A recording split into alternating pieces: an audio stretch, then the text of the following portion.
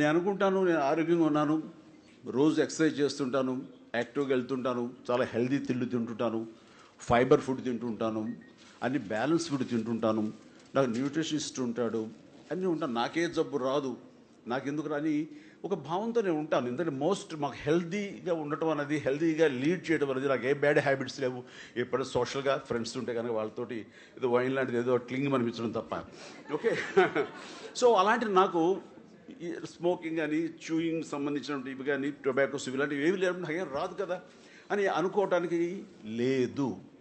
కాబట్టి అలాంటి నేను ఈ మధ్యకాలంలో, ఇది ఇంతవరకు ఎక్కడ బయట చెప్పలేదు, చెప్తున్నాను, ఏజీ హాస్పిటల్లో ఒక సర్టన్ ఏజ్ వచ్చిన తర్వాత 40 అబోవ్ 45 అబోవ్ కొలనోస్కోప్ చేయించుకోవాలి. కోలన్ క్యాన్సర్ అనేది చాలా కామన్గా వస్తుంది. అది ఎలాంటి ఇవి ఉండదు, మనం కనిపెట్టడానికి ఎలాంటి ఇది ఉండదు. స్టేజ్ 4కి వెళ్ళిపోయిన తర్వాత, వర్స్ట్ అయిన తర్వాత మాత్రమే మనం దాన్ని గుర్తిస్తాం. ఇందాక ఒక పాపకి రెక్టమ్ అని అన్నారు, అది కూడా దానికి సంబంధించినటువంటిది. సో అలాంటప్పుడు నేను ఎందుకు చేయించుకోకూడదు అని ఒక టైం తీసుకుని నేను నాగేశ్వర రెడ్డి గారి దగ్గరికి వెళ్తే ఆయన కొలనోస్కోప్ చేశారు. చేసినప్పుడు పాలిప్స్ ఉన్నాయి. ఈ పాలిప్స్ని వదిలేస్తే, ఇప్పుడు అది బినైనే, వదిలేస్తే మ్యాలిగ్నెంట్గా మారిపోయే అవకాశాలు ఉన్నాయి. 90% 80% of the polyps turns into malignant అన్నారు.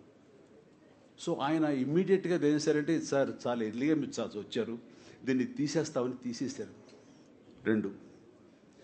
అండ్ నేను అనుకుంటాను, ఇది ఈ అవగాహన నాకు లేకపోయి ఉంటే, నా మీద నమ్మకం ఉంటే, మనకు రాదులే అని ఒక నిర్లక్ష్య భావంతో ఉంటే ఖచ్చితంగా నాకు అది ఉండేది కాదు. 1 or 2, 3 years తర్వాత ఏమో నా పరిస్థితి ఎలా ఉండేదో తెలిసేది కాదు. నాకు అవగాహన అనేది నాకు ఆ ఇంట్రెస్ట్ ఉండబట్టి, ఆ అవగాహన నాకు ఉండబట్టి నేను అక్కడికి వెళ్ళటం జరిగింది. నాగేశ్వర రెడ్డి గారి దగ్గరుండి అది చేయించారు. ఇది లేకుండా పోయింది. ఇంతవరకు ఇది చెప్పడానికి నేను ఏమాత్రం హెసిటేట్ చేయట్లేదు, ఏమాత్రం ఇన్హిబిషన్ కాదు. ఇది ప్రతి ఒక్కళ్ళు దీన్ని చూసి తెలుసుకోవాలి.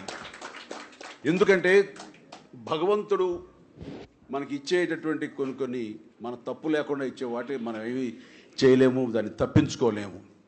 కానీ మన చేతితో చేస్తున్న వాటిలో మాత్రం అది స్వయంకృత అపరాధం. అది మన తప్పిదం అవుతుంది తప్ప విధి తప్పిదం కానీ దేవుడి తప్పిదం అవుతుంది. దాన్ని రాకుండా చేసుకోవడం మీ చేతుల్లో ఉంది. మీరు బతకాలంటే మీ చేతుల్లో ఉంది. కాబట్టి ఇంత అద్భుతమైన జీవితాన్ని మనం కేర్లెస్గా, నిర్లక్ష్యంతో, మనకేం కాదులేనే ధోరణితో మీరు చేస్తే కనుక మీ చావును మీరు కొని తెచ్చుకున్నట్లే అవుతుంది. మీ చావు మీతో అయిపోయింది అనుకోండి, ఏం బాధ లేదు. కానీ ఒక కుటుంబాన్ని మీరు విషాదాలు ముంచేస్తారు. మిమ్మల్ని నమ్ముకున్న వాళ్ళని, మీ బిడ్డల్ని, మీ తల్లిదండ్రుల్ని ఎంతమందిని విషాదానికి గురి చేస్తారు. ఇది న్యాయమా? మీకు అవసరమా? మీకు సమ్మతమా? అలా అనుకున్నప్పుడు అనిపిస్తుంది, ఇది చాలామంది ఇన్నోసెన్స్ తోటి, ఇగ్నోరెన్స్ తోటి తెలియకుండా పోతుంది. అలాంటి వాళ్ళకి తెలియచెబితే బాగుంటుంది అని ప్రాక్టికల్గా నాలాంటికి అవగాహన ఎంతో కొంత ఉంది.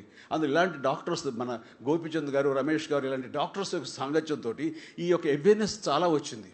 నేను అందుకనే మన డాక్టర్ అని అడిగాను ఇందాక, ఏదో బోన్ మ్యారో గురించి మాట్లాడుతుంటే టీ సెల్స్ గురించిను, అలాగే స్టెమ్ సెల్స్ గురించి, బి సెల్స్ గురించి మాట్లాడుతూ ఏదో వచ్చాను, నాకు తెలిసిన క్వశ్చన్ వేస్తాను. ఆయన ఒక్క నిమిషం ఆగిపోయారు, సమాధానం చెప్పాలి, ఏమైనా తప్పు క్వశ్చన్ వేస్తానని. అలా మీకు ఇంత అవగాహన ఉందా అని అన్నాడు.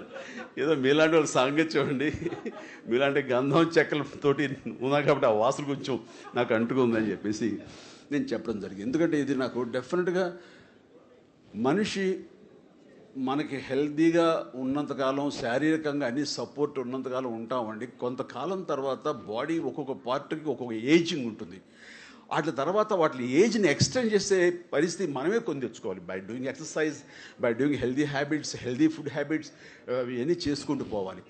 అలా కాకుండా చాలామంది ఈ ఇండల్జ్ అయిపోతారు చెడు వ్యసనాలకి. అలాంటి వాళ్ళకి ఓరల్ క్యాన్సర్ వచ్చే అవకాశాలు ఉన్నాయి. అండ్ మనకు ఉండేటువంటి అట్మాస్ఫియర్లోను, మనం చేసే ఫ్యాక్టరీల్లోను, వాటిల్లోనూ ఇప్పుడు ఉన్నటువంటి దుమ్ము, ధూళి, ఇలాంటి పొల్యూషన్, ఇలాంటి కలుషిత వాతావరణంలో ఉన్న వాళ్ళకి, ఇలాంటి వాళ్ళందరికీ కూడాను డెఫినెట్గా ఏదో లంగ్స్ ప్రాబ్లం రావచ్చు. స్మోకింగ్ వల్ల లంగ్స్ ప్రాబ్లం రావచ్చు, అండ్ ఓవర్ ఈటింగ్, ఒబిసిటీ మూలంగా ఇంకొక ప్రాబ్లం రావచ్చు. సో కేర్లెస్నెస్ మూలంగా ఎన్నెన్నో ప్రాబ్లమ్స్ రావచ్చు అండి. అందులో ముఖ్యంగా ఆడవాళ్ళకి మ్యామోగ్రామ్. సో ఇక్కడ రొమ్ము క్యాన్సర్ వచ్చే అవకాశాలు ఉంటాయి, లంగ్ క్యాన్సర్ వచ్చే అవకాశాలు ఉంటాయి. అలాగే మగవాళ్ళకైతే కనుక ఈ బ్యాడ్ హ్యాబిట్స్ తోటి, స్మోకింగ్ తోటి, మన ఈ చిన్న చిన్న అవి చూ చేయడంతో, ఈ టొబాకో వీటితోటి ఓరల్ క్యాన్సర్ వచ్చే అవకాశాలు ఉంటాయి. అలాగే జనరల్గా after certain age prostate cancer వచ్చేలాగా, ప్రోస్టేట్ గ్లాండ్కి క్యాన్సర్ వచ్చేలాగా ఉంటుంది. దానికి పిఎస్ఏ అని ఒక టెస్ట్ రెగ్యులర్ చేయించుకుంటూ ఉండాలి. అండ్ కోలన్ టెస్ట్ నేను చేయించాను అన్నాయి, అది అలానే చేయించుకుంటూ ఉండాలి. అండ్ ఇవి చేయించుకుంటూ ఉంటే డెఫినెట్లీ ఎప్పుడప్పుడు చేయించుకుంటూ బ్యాడ్ హ్యాబిట్స్కి దూరంగా ఉండగలిగితే ఖచ్చితంగా మనం వీటిని ముందస్తుగానే క్యాన్సర్ని నిర్మూలించలేం కానీ నివారించవచ్చు, వాటిని రాకుండా చేసుకోవచ్చు వాటిని. సో ఈ రోజున మన సెన్సస్ చూస్తే కనుక 2022 ఇండియాలో దాదాపుగా 19 లక్షల మంది కొత్తగా క్యాన్సర్ బారిన పడ్డారని తెలిసినప్పుడు షాక్ తిన్నాను. దాదాపుగా 2 మిలియన్ పీపుల్ గాట్ ఎఫెక్టెడ్ అండి.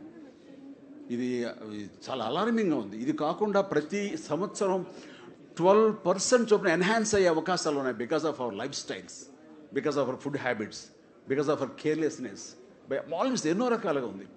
సో ఈ క్యాన్సర్ అనే దాన్ని ముందస్తుగా మనం గుర్తించగలిగితే నివారించడం అనేది ఇది నాట్ ఏ బిగ్ డీల్. అదే చెప్పారు, మనకున్నటువంటి టెక్నాలజీని, మనకున్నటువంటి అవైలబుల్ ఈ మిషన్స్, అవి కొత్తగా ఇందులో పెట్టినటువంటి మిషన్స్